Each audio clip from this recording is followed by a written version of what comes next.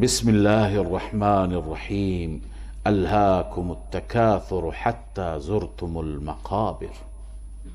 در این سوره گذشته که القارعه بود شما خواندید، هم تخویف بود برای کسانی که خفت موازینه و هم تبشیر بود برای کسانی که ثقلت موازینه.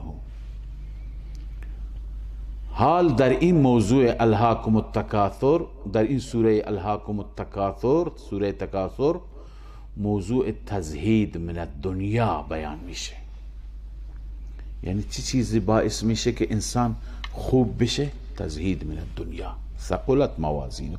اون وقت برای ترازویش فکر میکنه، برای عملش فکر میکنه. و چه چیزی باعث غفلت میشه؟ حب دنیا، عشق دنیا. لذا گویا در این سوره مبارکه اصل مرض را الله عزوجل بیان فرموده. اصل مرض چیه؟ تغافل، غفلت. چه چیزی انسان را غفلت میده، غافل میکند؟ تکاثر در مال. هل من مزید، انسان بگه هر چی بیشتر. هم غمش شب و روز همین باشه. یکی هست که هم غمش لقمه نان است، شکمش را سیر بکنه، شکم اولادش را سیر بکنه، این اشکالی ندارد. اما یکی داره و هی میدود که بیشتر بشه، بیشتر بشه، بیشتر بشه. الله می فرماید الهاکم التکاثر، شما را غافل کرد تکاثر.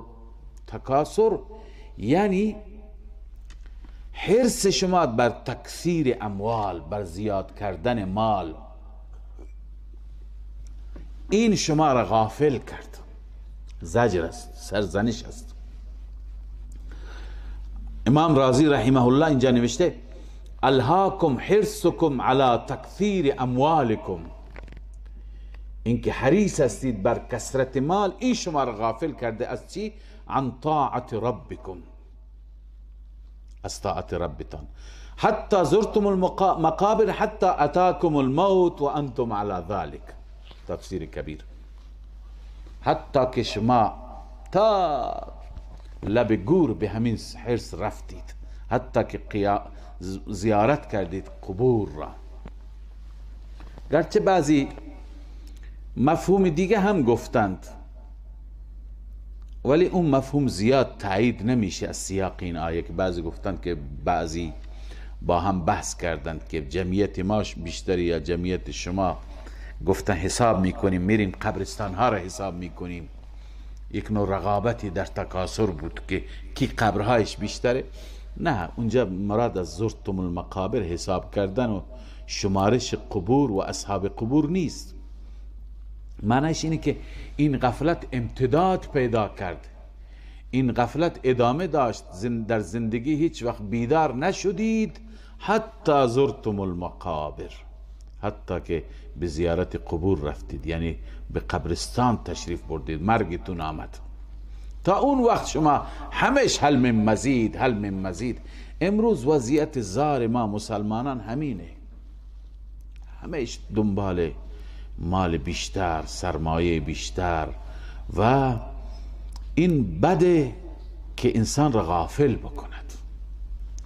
انسان از خدا فراموش بشه، از آخرت فراموش بشه، از نماز فراموش بشه، از فرائض و واجبات فراموش بشه.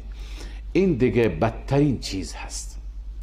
اما اگر انسان کسب حلال و طیب و رزق حلالی داشته باشه و طاعت و عبادتش هم سر وقت، انسان به اونها وقت کافی بده و از مالی که به دست می آید به فقرا و یتیم و مستمند برسه، این مذموم نیست. یعنی انسان وظیفه خودش را چه در بعد عبادت جانی چه در بعد عبادت مالی اگر درست انجام بده، اون وقت از این غفلت چی میشه؟ خارج میشه. انسان وظیفه نشناس غافل است.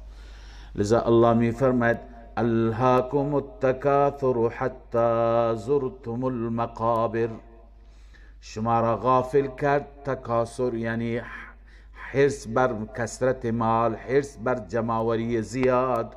حتی زرتم المقابر، حتی که شما زیارت کرده قبور را، یعنی امتداد مرض تا دم موت. کلا، این ردعیه هست، هرگز اینطور نیست که شما فکر میکنید. سوف تعلمون، ان قریب شما میدانید.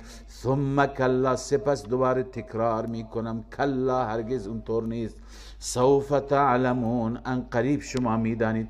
این سوف تعلمون علاج مرض است.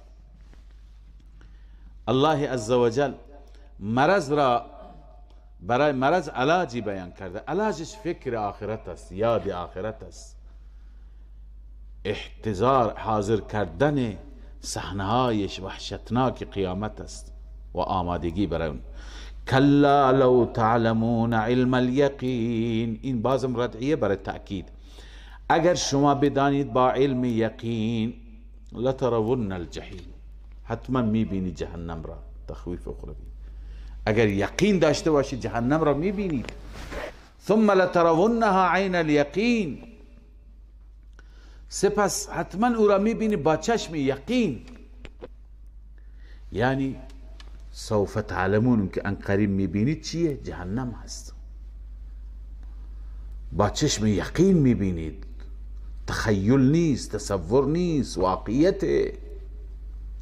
ثم لتسألن یومئذ عن النعیم، سپس حتما همگی شما سوال میشید. لتسألن بنویسی مؤمن و کافر، مؤمن و کافر سوال میشوند در اون روز از نعمتها.